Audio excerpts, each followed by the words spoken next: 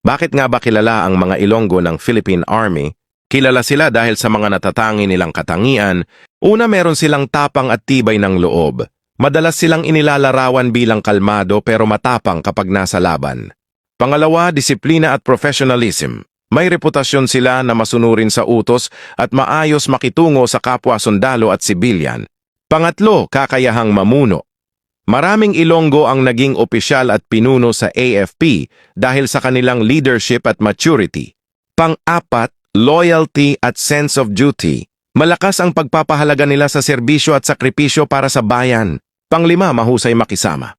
Kilala rin silang magalang at madaling pakisamahan na mahalaga sa teamwork ng military. Historically, marami ring Ilonggo ang naglingkod mula pa noong panahon ng mga revolusyonaryo hanggang sa modernong Armed Forces of the Philippines, kaya nabuo ang ganitong reputasyon.